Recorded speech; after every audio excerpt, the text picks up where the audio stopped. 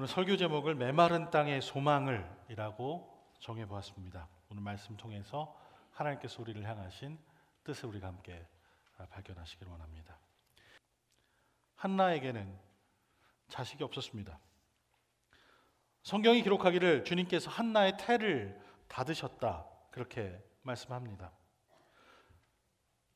그 당시 여인들은 건강한 아이를 얼마나 낳는가로 여인이 평가받았던 때였기 때문에 자식이 없다는 것은 참으로 큰 수치였습니다.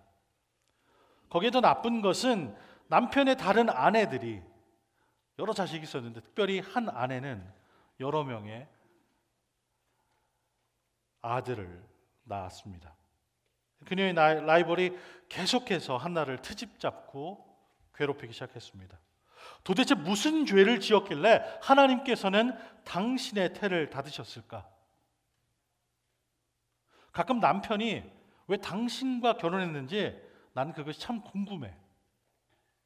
저기 외양간의 소들도 송아지를 낳아주는데 암소만도 못한 당신은 짐승만도 못한 사람이야. 이렇게 놀리는 소리가 제 귀에 들리는 듯합니다. 이렇게 괴롭히는 일이 몇 년 동안 계속되었습니다. 매년 성전으로 번제를 드리러 갈 때면 더욱 그 상황이 심각해졌습니다. 성전은 하나님께서 거하시는 장소로 하나님의 백성들 가운데 힘과 능력을 주시는 하나님의 임재의 상징이 되었습니다. 바로 이 임재의 상징이 아프게도 한나에게 죽은 것 같은 태를 생각나게 했습니다. 그리고 이 못된 여인이 아물지 않던 상처에 계속해서 소금을 뿌리는 그 수모를 감당해야만 했습니다. 태초 인간을 향해서 하나님께서 주신 명령도 자식을 많이 낳고 번성해서 땅에 가득하고 땅을 정복하라. 바다의 물고기와 공중의 새와 땅에 기는 모든 생물을 다스리라. 그렇게 하셨으니 아이를 낳지 못하는 한나는 죽을 죄를 지은 죄인처럼 고개를 숙이고 그 성전으로 올라갔습니다. 한나의 남편도 한나를 위로하려고 열심히 노력을 했지만 그의 노력으로는 역부족이 되었습니다. 매해마다 한나와 그의 가족은 성전에 올라가서 하나님께 기도했습니다. 옛날에 그런 여인이 있었죠. 하나님께 큰 복을 받은 아브라함과 사라가 있었습니다. 하나님께서는 사라의 태를 열어서 이삭을 주셨던 것을 한나는 알고 있었습니다. 그래서 하나님께 나의 태도 좀 열어주시옵소서 아주 간절히 기도했습니다. 하지만 아무 일도 일어나지 않았습니다. 하지만 이번에 기도할 때는 뭔가 좀 달랐습니다. 하나님께만 소망을 둔 사람이라면 누구나 그렇듯이 너무나 간절하고 절망적인 상황을 맞이했던 사람이면 누구나 그렇듯이 하나님께 좀 어떻게든 간절한 마음을 쏟아놓고 하나님께서 이걸 이루어주시면 제가 이렇게 하겠습니다. 하나님과 어떤 계약을 맺으려고 한 것처럼 열심히 기도했습니다. 벌써 그렇게 한나가 기도한 지도 수천 번은 넘었을 겁니다. 하지만 이날은 뭔가가 좀 달랐습니다. 그가 열심히 눈물을 흘리며 간절히 성전에서 기도하고 있을 때 엘리 제사장이 그녀의 모습을 봤습니다. 뭔가 입을 막 열린 것 같은데 무슨 말인지 잘 못 알아듣겠고 계속 그 고통스러운 신음소리로 기도하는 그녀의 모습을 보면서 엘리 제사장이 생각하기를 이 여인은 술이 취했구나 그렇게 생각을 했습니다. 그래서 한나를 막 꾸짖었습니다. 하지만 한나는 자신이 당한 어려움과 슬픔 때문에 주님께 온 마음을 쏟아놓는 자신의 상황을 설명했습니다.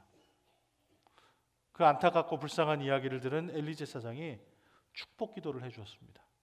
평안히 가십시오. 이스라엘의 하나님께서 당신이 구한 것을 허락해 주실 것입니다.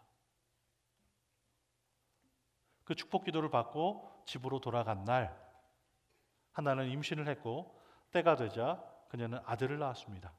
하나는 여호와께 구해서 얻은 아들이라고 해서 그 아이의 이름을 사무엘이라고 지었습니다. 사무엘은 이스라엘의 마지막 사사이자 훌륭한 선지자가 되었습니다. 저는 이 본문을 읽을 때면 아이를 갖지 못하는 부부들이 떠오릅니다. 저와 제 와이프는 하나님께서 주신 복으로 아주 건강한 두 아이들을 낳아서 기르고 있습니다. 하지만 제가 아는 사람들 중에는 아이를 전혀 가질 수 없거나 계속해서 유산을 경험하는 분들이 계십니다. 그들 중에 많은 사람들이 한나처럼 아주 신실한 사람들입니다. 그들도 하나님의 전에 갈 수 있을 때면 열심히 가서 무릎 꿇고 간절한 마음으로 기도를 합니다. 하나님께 아이를 좀 달라고 간절히 매달리면서 기도합니다. 그리고 그들도 한나처럼 아파하고 상처를 받습니다. 유모차를 볼 때마다, 예쁜 아기 옷을 볼 때마다, 때로는 냄새나는 기저귀를 가는 모습을 볼 때마다, 또 페이스북에 올라온 다른 아기들의 사진과 비디오를 보면 그들의 마음이 빗으로 찌르는 것처럼 참 아파합니다. 그들의 행복한 모습이 그들에게 기쁨이 되지 못하고 다른 사람의 행복한 모습이 안타까운 상처로 그들에게 남을 때가 있습니다. 그 사람들도 한나처럼 믿음이 신실한 사람들입니다. 그리고 한나처럼 주님께 귀한 생명을 기꺼이 바칠 준비가 다 돼 있습니다. 그의 자녀를 하나님의 사역 위에 온전히 드리려고 그렇게 마음 다 갖춰져 있는 사람들입니다. 어쩌면 이미 그들의 마음속에 이미 태어나지도 잉태되지도 않은 아기들을 하나님께 드렸을지도 모릅니다.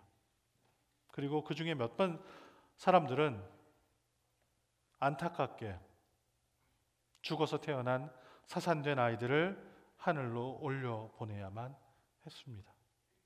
왜 이들의 간구는 한나의 기도처럼 응답되지 않을까요?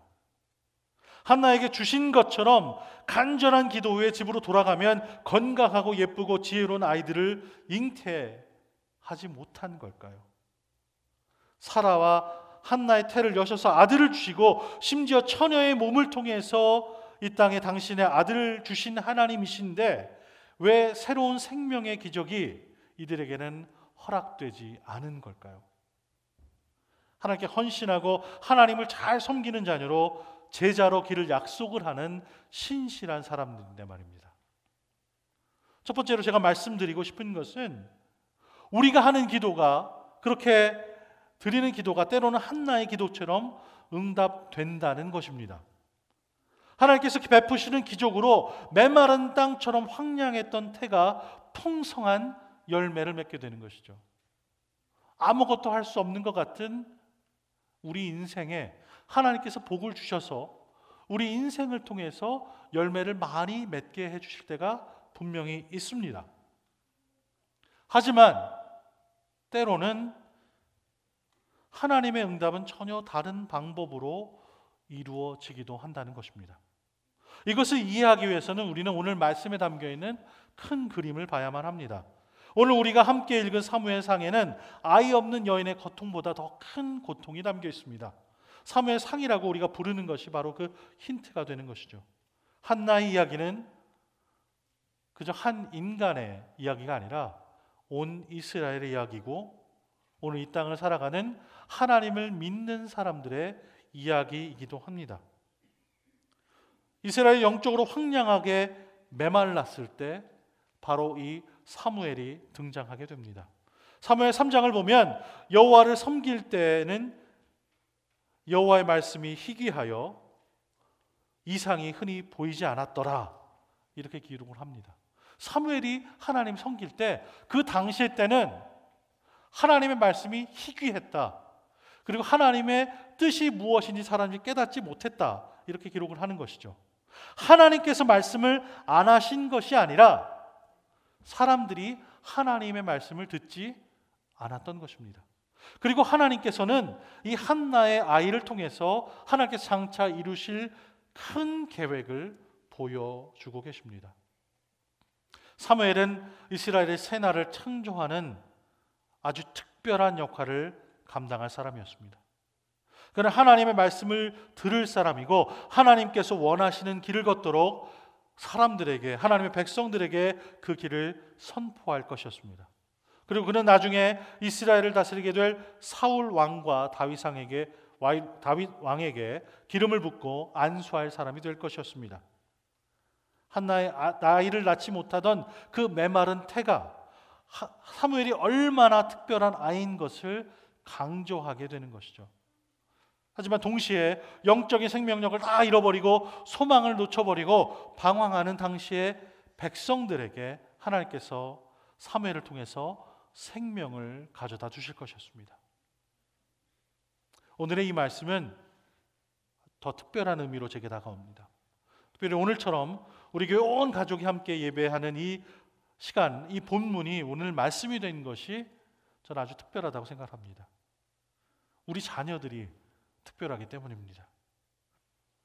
제 부모님도 제가 태어나고 자랐을 때 저를 바라보시면서 하나님께 영광을 돌리셨을 겁니다.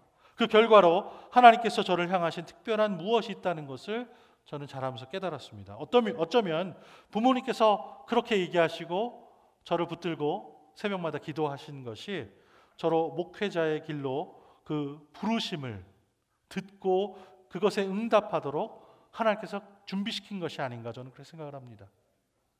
오늘 여기 있는 우리 자녀들 모두는 하나님께서 큰 일을 이루시는데 사용할 귀한 사람들입니다. 아주 작은 아이들부터 이제 제 기도 막 넘어가려는 큰 녀석들까지 여기 다 올라왔잖아요. 이 어린 아이들이 하나님께서 전 우주를 향하신 큰 계획에 아주 중요한 일을 맡기시려고 계획하고 계시고 이미 그 일을 시작하셨다고 저는 믿습니다. 이 친구들이 21세기에 아주 유명한 마더 테레사나 빌리 그레이엄 같은 종교 지도자들이 될 것이 아니더라도 이들의 삶을 통해서 하나님께서 큰 일을 이루어 주실 겁니다. 이 친구들이 하나님께 그들의 삶을 드리면 하나님께서는 아주 중요한 역사의 주인공들로 우리 친구들을 반드시 사용하여 주실 것입니다. 우리 자녀들 한 사람 한 사람은 다 하나님께서 주신 선물입니다. 한나의 아주 간절했던 기도와 아이들을 갖지 못했던 그 부부들의 간절한 기도가 그런 사실을 우리에게 들려줍니다. 하나님께서 사무엘을 향한 계획을 가지고 계시듯 여기 있는 우리 자녀들 한 사람 한 사람마다 하나님의 놀라운 계획이 담겨 있습니다. 그러니 한나처럼 우리 모두도 우리의 자녀들을, 우리의 다음 세대들을 하나님께 올려드리고 맡겨드려야 합니다. 그리고 그들 앞에서 기도와 예배와 찬송의 모범을 보여야 합니다. 말과 행동으로 그렇게 해야 되죠. 한나처럼 우리는 우리 자녀들을 하나님께 마땅히 올려드려야 합니다. 물론 예수님을 따르고 따르지 않고는 그들의 선택이 되겠죠. 하지만 그들에게 그 길을 보여주고 함께 걸어가야 하는 것은 부모된 우리들, 그리고 이 교회의 선배된 우리들의 몫입니다. 그렇기 때문에 저는 이 아침 맘모스 은혜교회에서 우리 아이들과 함께 예배드리는 것이 참 행복합니다. 그리고 우리 차세대 목회가 참 중요합니다.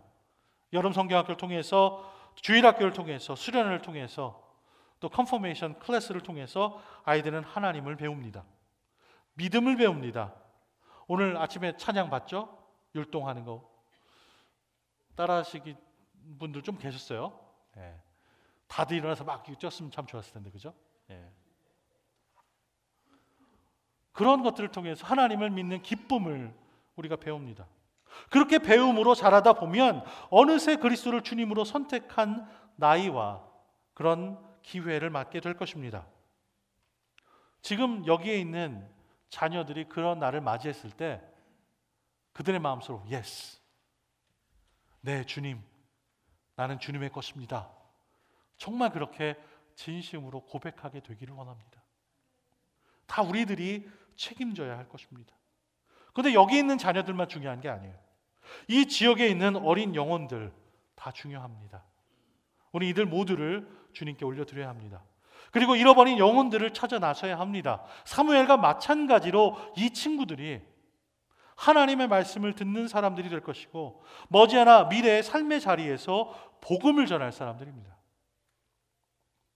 또 하나 중요한 것은 하나님의 응답이 우리의 간구하는, 우리가 바라는 것과는 전혀 다른 방법으로 올 때가 있다는 것입니다. 우리가 원하고 우리가 바라는 기도 제목이 있는데 우리가 원하는 방법대로 이루어지지 않고 하나님께서 하나님의 방법으로 응답하실 때가 있습니다. 한나의 경우는 물론 때는 그렇지 않았지만 하나님께서 그녀가 소망하던 대로 이루어 주셨습니다. 그의 태가 열리고 그가 아이를 가졌습니다. 하지만 많은 가족들은 열심히 기도했지만 그들에게 자녀를 주시지 않을 때가 있습니다. 전혀 다른 방법으로 그들이 아이를 기르게 되는 때가 있죠.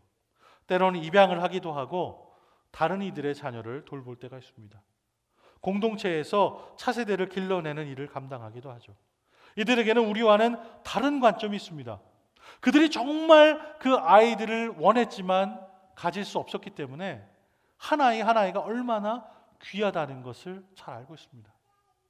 우리가 처음 아기를 가지면 참 귀하죠. 첫 아이 가지면 막 어디 다치고 깨질 것 같아서 그냥 안고만 다녀요. 근데 둘째 나면 내려놓고 다녀요. 네. 셋째 나면 어디 갔는지 잘 몰라요. 네.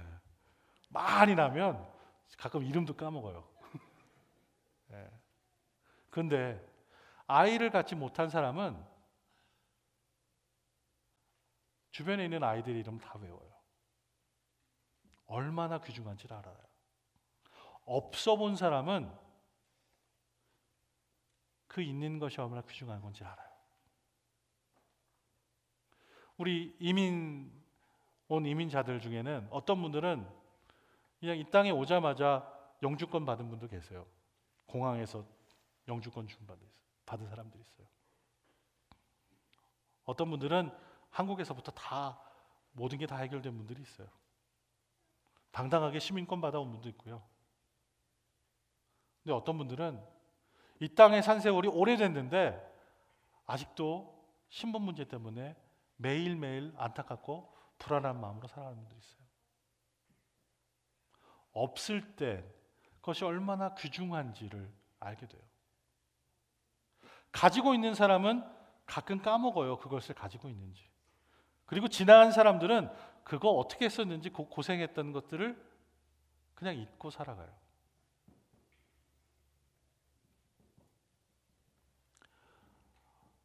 우리 각 사람에게 주신 자녀들, 우리 교회의 어린 세대들은 하나님께서 주신 선물입니다. 그러니 내가 낳은 자식이라도 우리 품 안의 자식이라도 우리 게 아니라 하나님의 것입니다. 여기 더 큰 그림이 있어요. 여기 있는 아이 하나하나가 다 소중하고 귀한 선물이고 하나님께 속한 생명이듯이 우리 하나하나도 다 귀한 선물이고 하나님께 속해 있는 것이죠. 하나님께서 사무엘을 향해서 귀한 계획을 가지고 계신 것처럼 또 여기 앉은 우리 자녀들에게 귀한 계획이 있으신 것처럼 우리 각 사람에게도 하나님의 귀한 계획이 있으십니다. 우리 어린 자녀 한 사람 한 사람이 다 하나님의 것이듯이 여러분의 삶 하나하나가 다 하나님의 것이고 우리 모두는 하나님께 속한 사람들입니다. 근데 문제가 있어요. 문제는 우리가 항상 그것을 보지 못한다는 데 있습니다. 우리가 하나님의 자녀가 된 것을 너무 오래 즐기며 살다 보니까 내가 하나님의 자녀인 것을 잊고 살아요. 그게 그냥 날마다 익숙한 일상이 되다 보니까 그냥 잊고 살아버립니다. 그러다가 우리는 우리의 삶이 나만의 것인 것처럼 그렇게 생각을 합니다. 하지만 사무엘처럼 하나님이 우리 각 사람을 사용하실 계획을 가지고 계시다는 것을 말씀을 통해 들으시기 바랍니다. 하나님의 말씀이 희귀한 곳으로 사람들이 비전을 깨닫지 못하는 곳으로 우리를 보내셔서 복음을 전하게 하실 겁니다. 한나가 사무엘을 하나님께서 주신 선물로 여기고 하나님께 그의 삶을 온전히 드렸습니다. 똑같은 방법으로 여러분도 여러분의 삶이 하나님께로부터 왔다는 것을 인정하시고 하나님께 드리시기 바랍니다. 우리가 감사절을 지나고 있습니다. 이 감사절을 지날 때 정말 삶에서 우러나오는 감사가 있어야 되는데 비교적 감사할 제목이 좀 적을 때가 있어요. 좀 어려운 때를 지날 때가 있잖아요. 예를 들면 올 한 해 사랑하는 사람을 잃어버린 가족들은 이 감사절을 지나면서 감사하기 참 힘들 겁니다. 사랑하는 사람을 떠나보내는 것이 큰 감사 제목이 되기 어렵죠. 또 집에 사건 사고가 끊이지 않는 경우 감사하기 참 어렵습니다. 그런 일이 좀 안 일어났으면 좋겠는데 하나님이 잘 막아주셔서 우리 가족들은 다 행복하고 건강하고 잘 됐으면 좋겠는데 그러지 않은 일을 겪을 때 감사하기가 참 어려워요. 나이가 들고 내 몸이 건강하지 않고 힘에 부칠 때 감사하기 참 어려워요. 감사 제목을 좀 적어보려고 그러는데 감사 제목들이 잘 안 적힐 때가 있어요. 그때 감사하기 참 어려워요. 근데 가만히 생각해 보세요. 하나님의 은혜가 아니었다면 어제의 나도 없었고 오늘의 나도 없습니다. 하나님의 은혜가 없다면 우리 삶 속에 우리가 누리고 있는 것 하나도 가질 수 없습니다. 우리 오늘 어린이들이 찬양했는데 밀리언 리즌 얘기했는데 밀리언 리즌이 다 없어져도 하나님 한 분 계신 것만으로 내가 오늘 감사하고 있는가 우리는 생각해 봐야 합니다. 우리가 누리는 것이 사실 너무 많다 보니 없는 것을 상상을 잘 못하죠. 생각을 잘 못하죠. 또 없는 것이 많다고 생각하면 그 없는 것들이 너무 커서 내가 가지고 누리고 있는 것이 보이지 않을 때가 있습니다. 여러분, 이 감사절에 하나님을 바라보세요. 하나님이 나에게 어떤 은혜를 얼마나 풍성하게 누려주셨는지 그것을 한번 찾아보시면서 감사하시기 바랍니다. 무화과 나뭇잎이 다 말라버리고 외양간에 소가 없고 감람나무에 열매가 하나도 없어도 내 인생에 바람잘 날 없고 사랑하는 사람을 떠나보내고 내 닫힌 길이 열리지 않아도 하나님 한 분 나에게 계시다는 것만으로도 우리는 감사하고 찬양해야 합니다. 바로 하나님의 은혜가 나를 살리시고 하나님의 은혜가 우리를 붙드시기 때문입니다. 우리 함께 기도하겠습니다.